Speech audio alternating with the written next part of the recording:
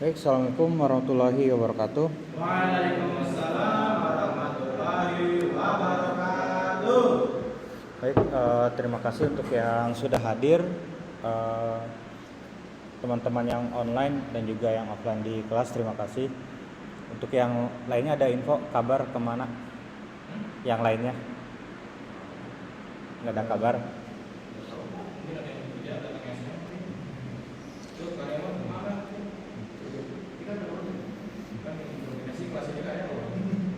Oke, untuk di mata kuliah basis data MySQL terutama kita di materi pertemuan hari ini yaitu mengenai normalisasi data. Oke, untuk absensi hari ini 2 kali ya, di pertemuan 5 sama 6 di e-learning.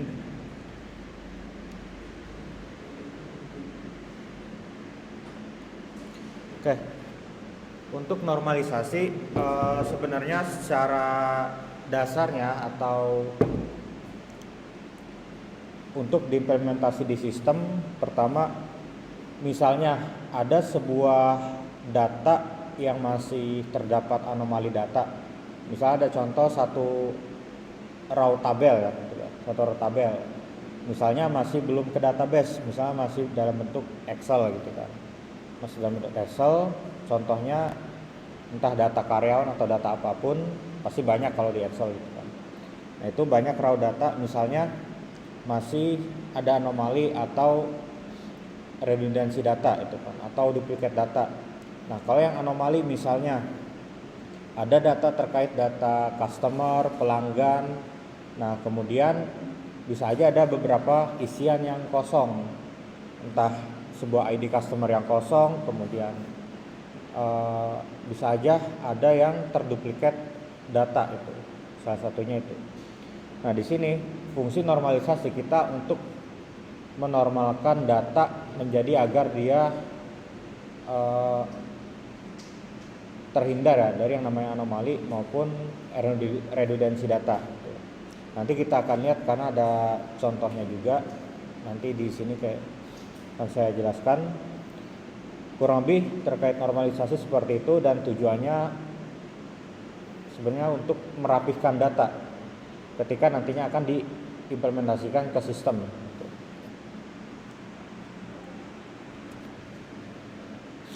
Oke, di sini tujuan yang lain dari normalisasi yaitu menghilangkan kerangkapan data. Ya, kerangkapan ini kan bisa dari data yang sama itu ada sampai berulang kali gitu kan. Intinya lebih dari sekali, 2 kali itu kan. Kalau ada double data yang sama itu kan udah termasuk rangkap kan, itu udah termasuk kerangkapan data.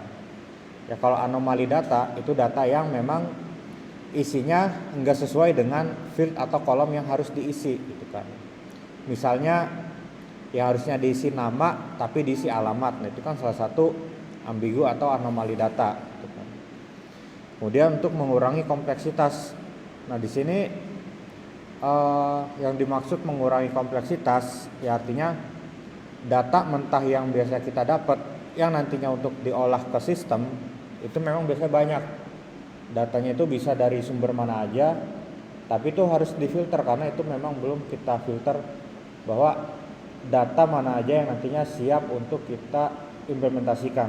Artinya memfilter dan mengolah datanya agar memang mana aja nih yang siap kita gunakan. Kemudian untuk mempermudah modifikasi data.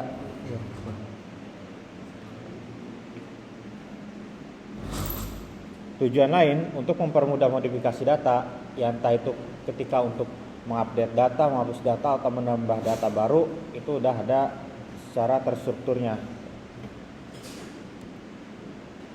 Oke, di sini untuk proses normalisasi itu nanti datanya akan diuraikan dalam bentuk tabel. Nantinya kita bisa analisis menjadi beberapa tingkat atau beberapa normal form atau beberapa NF di dalam normalisasi. Karena normalisasi biasanya yang paling sering digunakan itu 1NF, 2NF, dan 3NF. Nanti antara 1, 2, dan 3NF itu kita bisa lihat bedanya itu akan seperti apa.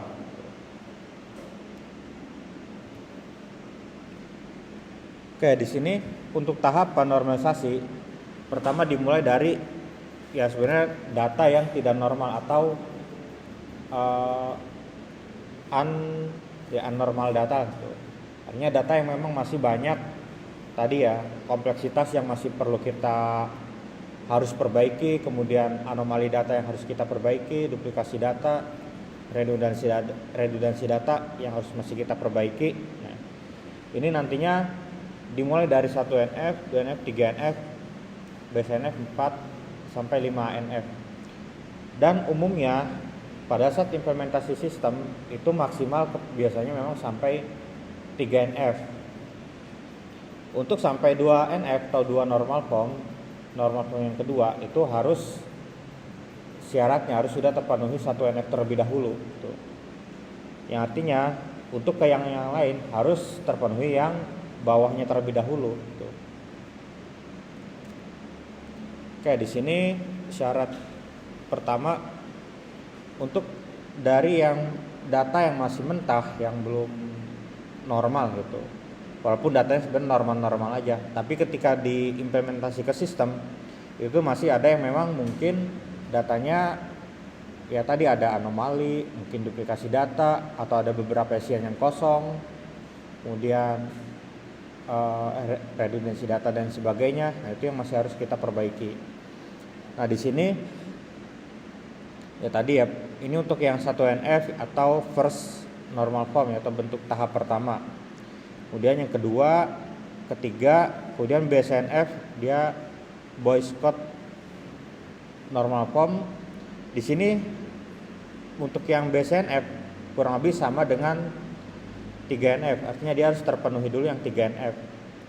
3NF belum tentu BSNF, tapi BSNF udah pasti 3NF karena dia di aturan normalisasi dia kurang lebih hampir sama secara kriteria. Jadi 3NF bisa aja dia juga sebagai BSNF, tapi bisa juga enggak. Tapi kalau untuk yang BSNF dia udah pasti 3NF. Untuk yang 4NF tentu harus terpenuhi yang poin 3, 4 gitu. Artinya mau yang kedua harus terpenuhi yang satu gitu. Artinya mau dari yang terkecil ini harus terpenuhi dulu. Oke, di sini sebuah tabel dikatakan baik atau efisien atau normal jika memenuhi kriteria sebagai berikut. Di sini ada 3 kriteria. Yang pertama, jika ada dekomposisi atau penguraian di dalam tabel, maka dekomposisinya harus dijamin aman. Yang artinya setelah tabel tersebut diuraikan atau didekomposisi menjadi tabel-tabel yang baru nantinya, tabel baru ini bisa menghasilkan ke tabel semua dengan sama persis. Artinya tujuannya tetap sama untuk menghasilkan data yang sama seperti sebelumnya.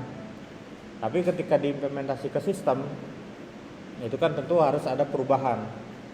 Contohnya misalnya ketika dari teman-teman bikin rekening. Bikin rekening kan banyak isi data ya. Isi data lembar-lembaran. Nah, itu sebenarnya isian data itu nanti yang akan diinput ke sistem gitu. Karena isian datanya banyak, terkadang ada yang memang wajib cuma ngisi beberapa data aja kayak yang identitas yang pribadi aja, enggak yang lain-lain. Nah, itu biasanya ada yang memang dikecualikan, tapi kadang nantinya jadi kosong gitu. Kemudian terpeliharanya ketergantungan fungsional pada saat perubahan data. Artinya jika ada perubahan data di tabel A karena dia berelasi dengan tabel B, nanti tabel B juga akan otomatis mengalami perubahan dari apa yang terjadi di tabel A. Kemudian tidak melanggar Boy's Code normal form atau BSNF. Artinya untuk normalisasi ini salah satu kriteria di atas yang dikatakan nantinya sebagai dia data yang normal atau efisien.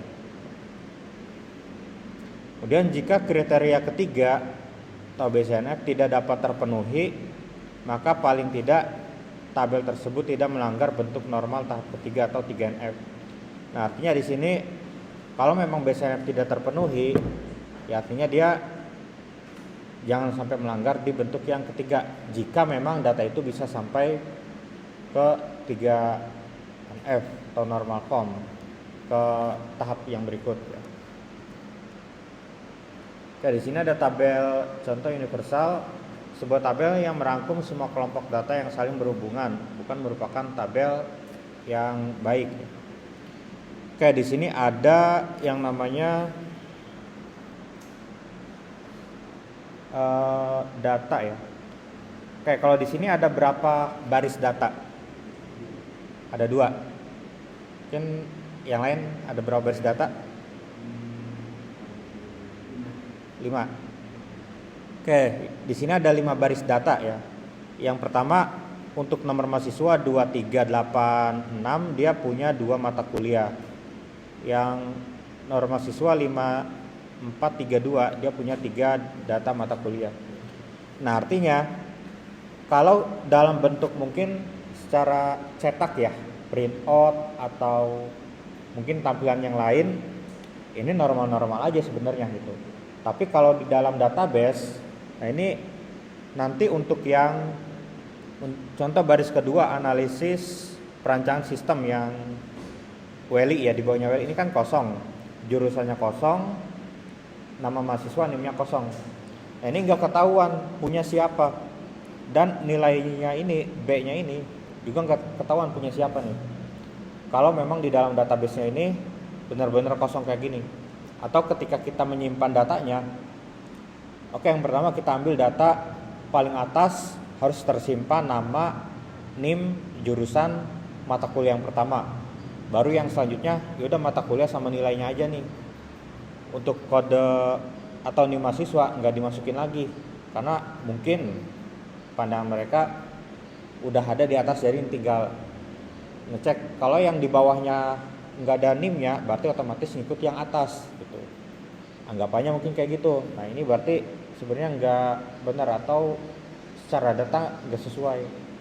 Karena kalau kita melakukan pencarian data dengan query where gitu kan, dengan query where di sini nantinya misalnya select bintang from tabel data nilai mahasiswa where nomor mahasiswa sama dengan 2683, maka ketika dijalankan yang tampil hanya satu, manajemen basis data.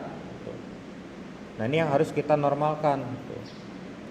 Ini bisa minimal ya 1NF atau normal form yang pertama, ininya harus lengkap, artinya udah terpenuhi 1NF, artinya NIM-nya, nama dan jurusan juga keisi, jadi nggak sampai kosong. Oke, di sini untuk normal form tidak ada secara aturan ya. Tidak adanya atribut multi value, atribut komposit atau kombinasinya. Mendefinisikan atribut kunci. Setiap atribut dalam tabel tersebut harus bernilai atomik atau tidak dapat dibagi-bagi lagi. Oke, di sini ini kurang lebih aturannya. Oke, di sini contoh pertama tabel yang belum normal. Nah, ini kurang lebih sama kayak yang tadi yang nilai ya. Nah ini yang di bawah NIP 001 ada satu data yang kosong gitu kan. Yang kedua satu data yang kosong, yang ketiga ada 2 data yang kosong. Ya kalau kita lihat misalnya ini benar-benar dalam bentuk tabel di database. Nah ini data ini yang NIP-nya kosong nggak akan kepanggil dan nggak akan ketahuan ini punya siapa datanya gitu sebenarnya. Jadi kalau kita mau ngaku ini data kita bisa aja karena identitasnya nggak ada gitu, masih kosong gitu. Artinya ini memang belum normal dan ya sebuah anomali data. Makanya kita ubah ke dalam bentuk normalisasi data. Jadi akan diubah ke dalam bentuk 1NF atau normal form yang pertama. Jadi yang kosong-kosong tadi itu harus diisi. Agar kenapa? Agar ketahuan data ini punya siapa. Karena NIP ini sebagai kunci atau primary key-nya. Nah, primary key-nya berarti kan ini ada NIP, berarti kan ada satu parent tabel pegawai. Tabel pegawai isinya NIP, nama pegawai, contohnya 2 dulu gitu kan. Kemudian bawahnya ada tabel baru ini kita anggap sebagai tabel baru, tabel keahlian. Kan otomatis dia jadi child ya.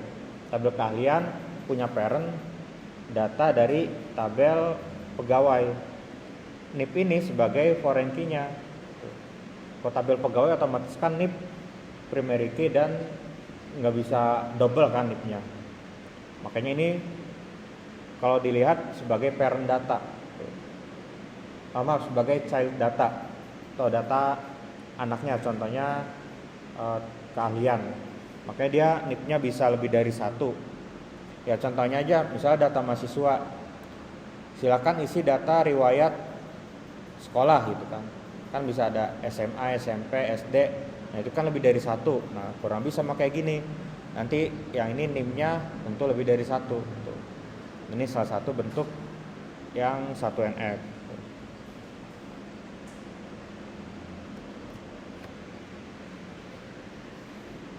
Kayak contoh lain untuk yang belum normal.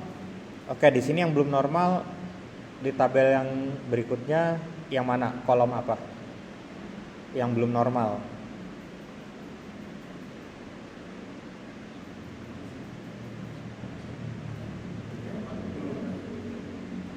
Yang kolom 3.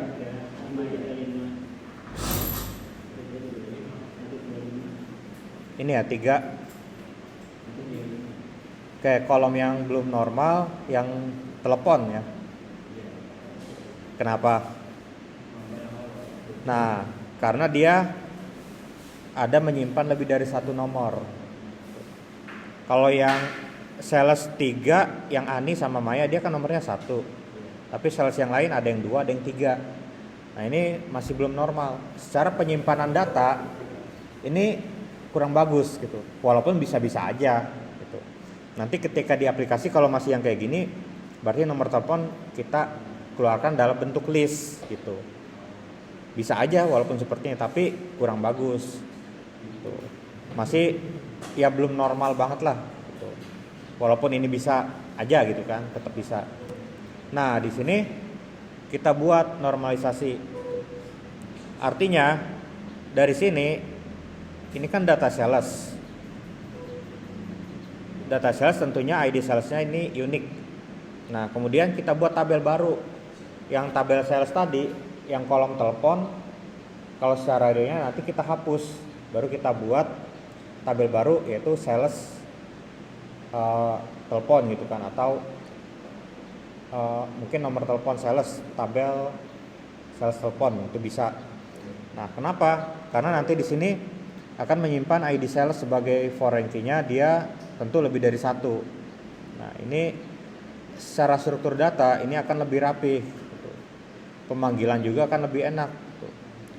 Misalnya bisa aja kita tambahkan ada kolom status, nomor teleponnya nanti aktif apa enggak gitu, atau nomor telepon yang utama sama secondary, primary sama secondary itu kan bisa. Kadang ada yang nomor telepon rumah, ada yang telepon mobile. Nah itu beda kan itu secara kegunaan. Itu bisa kita tambahkan tipe kan di belakangnya. Kolom baru misalnya tipe. Nah, ini jadinya nanti seperti ini. Secara perubahan tabel yang ini tetap ada, cuma mungkin kolom teleponnya akan kita hapus. Baru kita buat tabel baru, isinya yang seperti ini. Nanti dia berelasi berdasarkan ID sales gitu.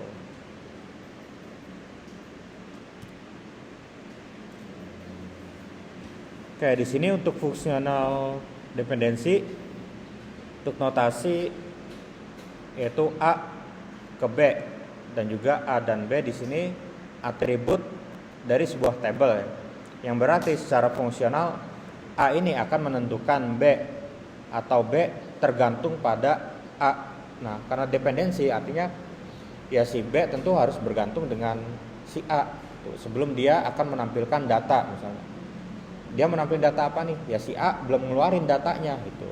Kalau A udah ngeluarin datanya, baru si B akan men-trigger, dia akan menampilkan data sesuai dengan yang A keluarkan gitu. Jadi A juga nanti sebagai penentu B akan mengeluarkan apa gitu. Ini contoh untuk case yang datanya ini di baris yang sama. Kayak contoh di sini ada fungsional dependensi ya. Pertama ada tabel nilai. Tabel nilai di sini ada nama mata kuliah, struktur data, bahasa Indonesia dan juga matematika. Ini NIM-nya ya. NIM-nya ada untuk mahasiswa Ali Akbar, Indah Susanti, Budi Haryanto. Ada untuk 3 mahasiswa dan nilai hurufnya ada yang ada isinya, ada yang masih kosong. Oke, di sini untuk nilai untuk dependensinya pertama untuk NRP di sini nantinya menentukan nama mahasiswa, artinya kolom NRP tadi kan isinya angka ya, berarti NIM akan menentukan nama mahasiswa. Jika kita isi NIM misalnya 1125001, ketika di enter atau dipilih akan memunculkan nama siapa gitu kan. Gitu. Kemudian nama mata kuliah sama nilai huruf ini menjadi nilai huruf, artinya atribut yang memang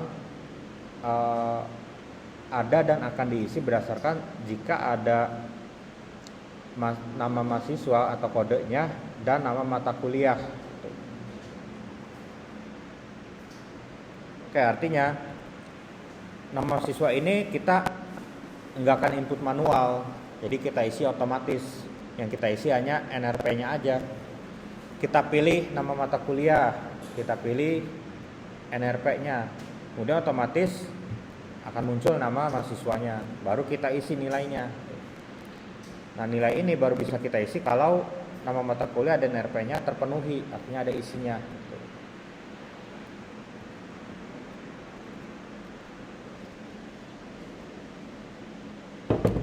Oke, di sini karena atribut nilai huruf atau nilai huruf tergantung pada nama mata kuliah dan NRP secara bersama-sama. Yang dalam arti lain nama mata kuliah dan NRP ini sama dan nilai huruf juga sama karena nama mata kuliah merupakan key atau kunci yang bersifat unik, yang artinya di sini sebagai primary key. NRP mengambil data uniknya NIM-nya dari tabel mahasiswa, mata kuliah dari tabel mata kuliah. Nah, kemudian nama mata kuliah tidak menentukan NRP karena dia masing-masing unik. Artinya kalau nama mata kuliah nanti menentukan bisa kode mata kuliah gitu kan. NRP juga tidak menentukan nilai huruf karena dia nilai huruf diisi manual jika 2 itu terpenuhi atau ada isinya. Oke, contoh lain di sini. Untuk fungsional dependensi yang pertama, seandainya atau misalkan ada tabel nilai, kolomnya ada NIM, nama MK, semester dan nilai. Atribut kuncinya ini ada NIM, MK, nama mata kuliah dan semester.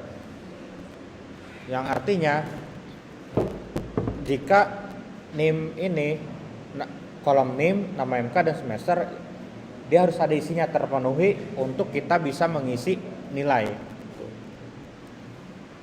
Misalnya kita mau melihat nilai kita nih. Pertama kita mungkin login ke aplikasi, tentu NIM harus ada terpenuhi. Kemudian pilih semesternya di semester berapa. Nah, ini udah 2 terpenuhi, NIM dan semester. Mata kuliahnya kita pilih. Setelah terpilih terisi, otomatis nilai akan kelihatan. Artinya untuk yang dependensi ini ya jika ada beberapa syarat kolom yang memang harus terpenuhi, yaitu dia baru bisa diisi gitu. Ya contohnya kalau kita mau ngisi data registrasi gitu kan.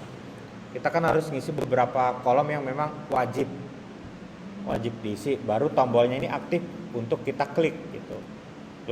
Itu salah satu dari fungsional dependensi.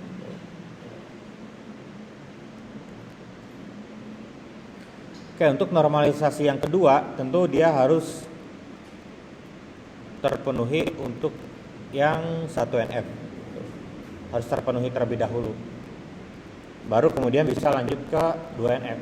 Tapi belum tentu juga bisa dibuat ke 2NF atau enggak, tergantung memang datanya gitu. walaupun dia udah terpenuhi 1NF, apakah bisa ke 2NF? Kadang ada yang memang bisa, ada yang enggak, dan memang sudah cukup di 1NF gitu. Jadi tidak selalu harus ada 2NF itu. Kalau memang 1NF sudah ada dan memang sudah cukup dan tidak bisa lagi ke 2NF atau seterusnya, ya udah di sini sudah cukup gitu.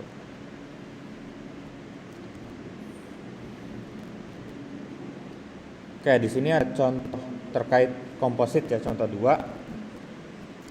Ada kode kuliah, nama atau kode mata kuliah, nama mata kuliah, dosen, kelas, dan juga jadwal. Oke, di sini yang dimana nilai pada atribut jadwal berisi gabungan antara hari dan jam. Artinya ya udah ada harinya hari apa aja dan jamnya setiap jam berapa. Ini kan nanti terisi, misalnya semester ini ada 7 mata kuliah. Jadi nanti dosen siapa, di kelas apa, jadwalnya kapan, dan jamnya kapan.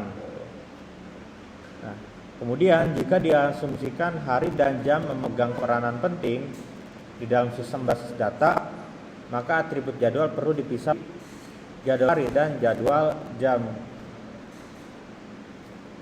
Nah, mungkin memang jika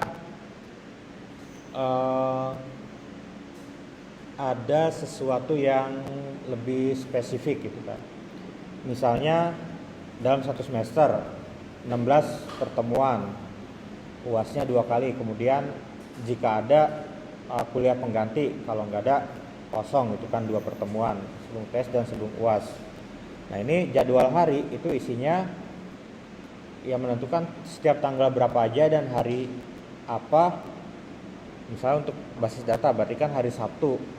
Nah, ini tiap tanggal berapa aja dan setiap jam berapa aja. Ini kan nantinya yang akan terisi dan kita buat ke database nantinya untuk diimplementasikan. Nah, sebagai tambahan, misalnya ini masih terkait dengan yang